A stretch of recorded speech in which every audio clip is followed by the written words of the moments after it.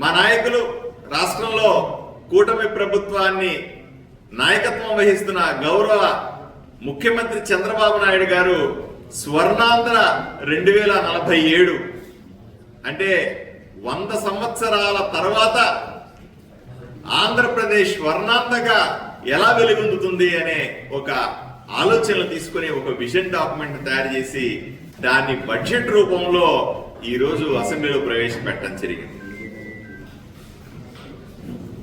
ఎన్నో పథకాలు చూసాం.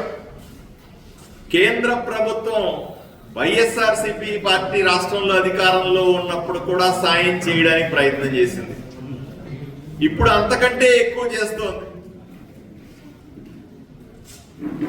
వైసీపీ ప్రభుత్వం ఎన్నో కేంద్ర ప్రాయోజిత పథకాలని నరేంద్ర మోదీ గారు డబ్బులు ఇస్తే కూడా ఖర్చు పెట్టలేని దుస్థితిలో ఉండేది.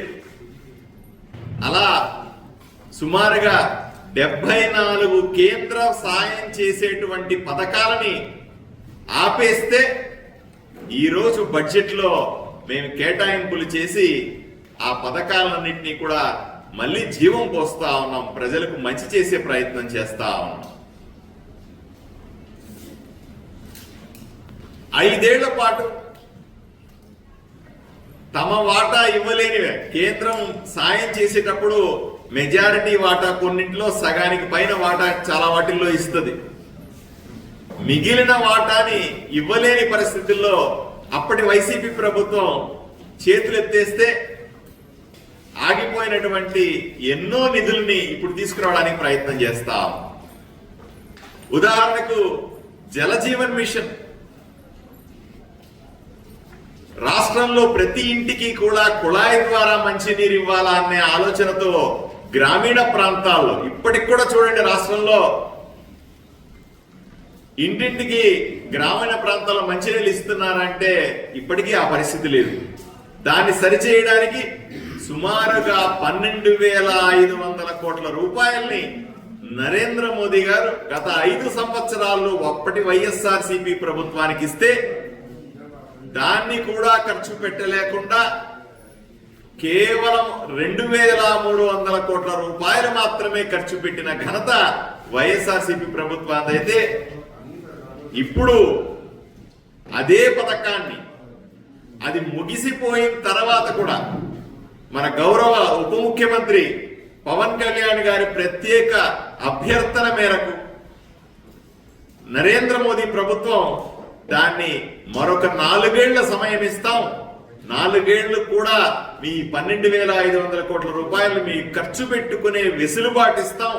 ఇప్పటికైనా సరే ఇంటింటికి మంచినీరు ఇవ్వండి అని చెప్తే ఆ పథకాన్ని మళ్ళీ ఈ బడ్జెట్ లో కేటాయింపులు చేసి కొనసాగిస్తున్నటువంటి బ్రహ్మాండమైనటువంటి ఆలోచన కలిగిన ప్రభుత్వం నరేంద్ర మోదీ ప్రభుత్వంతో సహకారం తీసుకుని ఇక్కడ అభివృద్ధి చేసే ప్రభుత్వం ఎన్డీఏ ప్రభుత్వం ఆంధ్రప్రదేశ్ లో మనకు కనిపిస్తాం. ఇప్పుడే చూసాం, వైఎస్ఆర్సీపీ నాయకులంతా గొంతెత్తుకుని అరుస్తా ఉన్నారు. సూపర్ 6లు మీరు అమలు చేయలేరు, సూపర్ 6లు మీకు చేత కాదు, ప్రజల్ని మోసం చేస్తా ఉన్నారు, రకరకాల బూటకపు మాటలు మాట్లాడుతా ఉన్నారు. అయ్యా మీరు అర్థం చేసుకోవాలి, ఇప్పటికే పెన్షన్లను పెంచాం. పెంచిన పెన్షన్లని 1వ తారీఖే ఇస్తా ఉన్నాం. దీపం పథకం కింద ఉచిత గ్యాస్ సిలిండర్ల ఈ హామీ ఏదైతే ఎన్నికల సమయంలో ఇచ్చామో దాన్ని మొదలు పెట్టాం. సుమారుగా 93 లక్షల మందికి ఉచిత గ్యాస్ సిలిండర్ రిజిస్టర్ చేసుకుని తీసుకుంటా ఉన్నారు. ఇచ్చిన హామీ ప్రకారంగా పేదవాడికి అన్నం పెట్టే అన్నా క్యాంటీన్లని ప్రారంభించినాం. ఈ రోజు బడ్జెట్ లో స్పష్టంగా మేము నిధులు కేటాయించుకున్నాం. తల్లికి వందనం, అప్పుడు మీరు చెప్పినటువంటి అమ్మ ఒడి అనే పేరు మీద మీరు పథకం పెట్టి అందరికీ ఇస్తామని చెప్పి చివరికి ఒకరికే ఇస్తామని మోసం చేశారు కదా. ఆ పథకాన్ని ఇప్పుడు మేము తల్లికి వందనం అంటా ఉన్నాం. తల్లికి వందనం పథకాన్ని త్వరలో ప్రారంభిస్తున్నాం. అలాగే రైతన్నలకి పెట్టుబడి సాయం కింద 20,000 రూపాయలు ఇస్తామన్నటువంటి అన్నదాత సుఖీభవ అనే పథకాన్ని త్వరలో ప్రారంభిస్తున్నాం. దానికి సంబంధించిన కేటాయింపులు ఈ బడ్జెట్ లో చేసుకున్నాం. నిరుద్యోగులకి మీరు చెప్తా ఉన్నారు కదా, ఉద్యోగాలు ఇవ్వలేదు. మేము బ్రహ్మాండమైన వాలంటీర్ల ఉద్యోగాలు ఇచ్చాం, సచివాలయాల ఉద్యోగాలు ఇచ్చాయని చెప్పుకుంటున్నారు కదా. మీరు ఇచ్చినవన్నీ కూడా తప్పుడు ఉద్యోగాలు, ప్రజల్ని మోసం చేసే ఉద్యోగాలని ఎప్పుడో తెలిసింది. అసలు సిసలైన నిరుద్యోగులని కాపాడేటువంటి మెగా డిఎస్సి 16,800 మందికి టీచర్ పోస్టులు భర్తీ చేస్తామని త్వరలో దానికి కేటాయింపులు చేసుకున్నాం. ఇచ్చిన మాట ప్రకారంగా మత్స్యకారులకి వేటలకు వెళ్లలేని సందర్భంలో 10,000 నుంచి 20,000 రూపాయలకి వాళ్లకు జీతం ఇస్తాంలాగా పథకం ఏర్పాటు చేశాం. దానికి కూడా డబ్బులు కేటాయించుకున్నాం. ఏదేదైతే మేనిఫెస్టోలో పెట్టామో మెజారిటీ ఈ సంవత్సరం పూర్తి మొదలు పెడుతున్నామని చెప్పాం. 100కు 100% ఇచ్చిన ప్రతి హామీని నెరవేరుస్తామనే స్పష్టత ఇచ్చినాం. అదే సందర్భంలో సంక్షేమం మాత్రమే కాదు, అభివృద్ధి కూడా చేసుకోవాలనుకుంటున్నాం. మూలధనాన్ని అంటే పెట్టుబడి పెడితే ప్రభుత్వం వైపు నుంచి రాబడి వచ్చేటువంటి కార్యక్రమాలు మొదలు పెడతా ఉన్నాం. గత 5 సంవత్సరాల్లో మీరు జలయజ్ఞం అనే పేరు పెట్టి దాన్ని ఒక నవరత్నం అని చెప్పి ఒక తట్టెడు మట్టి ఇవ్వకుండా ఏ ఒక్క ప్రాజెక్టును కూడా కనీస పూర్తి చేయలేని పరిస్థితి. ఈరోజు మేము ప్రభుత్వంలోకి రాగానే మూలధన వ్యయం కింద ఈ ప్రాజెక్టులని పూర్తి చేయడానికి ప్రయత్నాలు మొదలు పెట్టాము. దానికి కేటాయింపులు చేసుకున్నాం. అన్నింటికంటే ముఖ్యమైన ఉదాహరణ, గత 5 సంవత్సరాల్లో ఒకసారి వెనక్కి చూస్తే జగన్మోహన్ రెడ్డి ప్రభుత్వం మున్సిపాలిటీల్లో వచ్చే ఆదాయం అంతా, అది చెత్త పన్ను కావచ్చు, ఇంటి పన్ను కావచ్చు, నీళ్ల పన్ను కావచ్చు, రకరకాల పన్నులు కావచ్చు, ఆ పన్నులన్నింటినీ కూడా కేంద్రీకృతం చేసి అన్ని విజయవాడలో పడేలాగా అకౌంట్లోకి తెచ్చుకున్నారు. మళ్ళీ ఇక్కడి నుంచి మున్సిపాలిటీలకి అభివృద్ధికి డబ్బులు పంపించే కార్యక్రమం ఉండేది. దుర్మార్గమైన కార్యక్రమం అది. ఏమంటే నేను ఆదోని ఎమ్మెల్యే, ఆదోని మున్సిపాలిటీలో ఉన్న పనుల కోసం విజయవాడలో నిర్ణయాలు తీసుకుంటే ఎలా ఉంటుంది? ఆ రకంగా మున్సిపాలిటీలకు వచ్చే నిధులన్నింటినీ కూడా, కేంద్ర ఆర్థిక సంఘ నిధులన్నింటినీ కూడా కొట్టేశారు వీళ్ళు, దారి మళ్లించారు.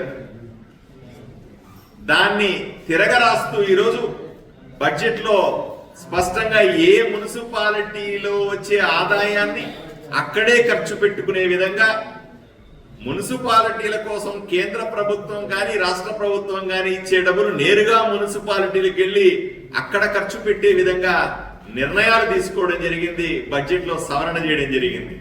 దీంతో రాష్ట్రంలో పురపాలక సంఘాలన్నీ కూడా, మున్సిపాలిటీలన్నీ కూడా అభివృద్ధి చెందే అవకాశం కనిపిస్తుంది. ఈ రకంగా ఎంతో ఆశాజనకంగా బడ్జెట్ అంటే వాళ్ళు చెప్పినట్టు ఏదో లెక్కలు కాదు, అంకెలు కాదు, గారడీ కాదు.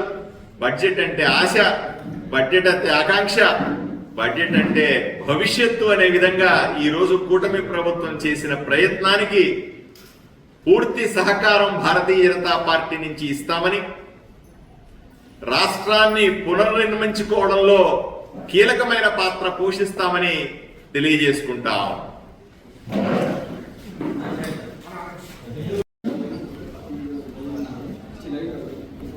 నరేంద్ర మోదీ గారి ఆశీస్సులతో రాష్ట్రంలోని కూటమి ప్రభుత్వం వైపు నుంచి పూర్తి స్థాయి బడ్జెట్ ని ఆర్థిక శాఖ మంత్రి పయ్యావుల కేశవ్ గారు ప్రవేశపెట్టినందుకు వారికి శుభాకాంక్షలు తెలియజేస్తా ఉన్నాం. ప్రజల వైపు నుంచి ధన్యవాదాలు తెలియజేస్తా. ఎందుకంటే ఏదైతే ఎన్నికల సమయంలో మేము చెప్పాము డబుల్ ఇంజిన్ సర్కార్ని ఇస్తామని, కేంద్రంలో నరేంద్ర మోదీ గారి నాయకత్వంలో ప్రభుత్వాన్ని, అలాగే రాష్ట్రంలో కూడా భారతీయ జనతా పార్టీ, జనసేన, తెలుగుదేశం 3 పార్టీల కూటమి ప్రభుత్వంలో అద్భుతంగా మేము రాష్ట్రాన్ని అభివృద్ధి చేస్తామని ఇచ్చిన మాటకి కట్టుబడి ఈరోజు బడ్జెట్ ని ప్రవేశపెట్టాం. వైఎస్ఆర్సీపీ నాయకులు చెప్తా ఉన్నారు, ఇది అంకెల గారడీ చేస్తా ఉన్నారు, వృధా బడ్జెట్, అది ఇదేని ఇప్పుడే మాట్లాడుతా ఉన్నారు. వీళ్ళు చేసినటువంటి ఆర్థిక విధ్వంసం, 5 ఏళ్లుగా రాష్ట్రాన్ని సర్వనాశనం చేసిన విధానం, దాంట్లో నుంచి ఈ రోజు ప్రవేశపెట్టినటువంటి బడ్జెట్, దీన్ని దిద్దుబాటు బడ్జెట్ అని కూడా అన్నారు. వీళ్ళు చేసిన తప్పులన్నీ ఇన్ని కావు.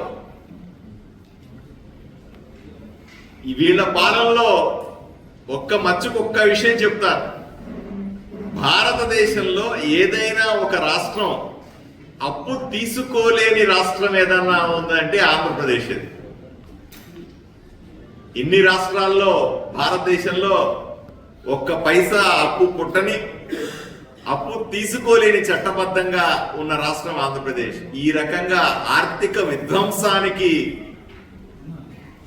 పాల్పడినటువంటి వైఎస్ఆర్సీపీ ప్రభుత్వం, వాళ్ళ నాయకులు ఈరోజు వచ్చి ఇటువంటి మాటలు మాట్లాడడం సిగ్గుచేటని నేను వాళ్ళకి తెలియజేస్తా ఉన్నా.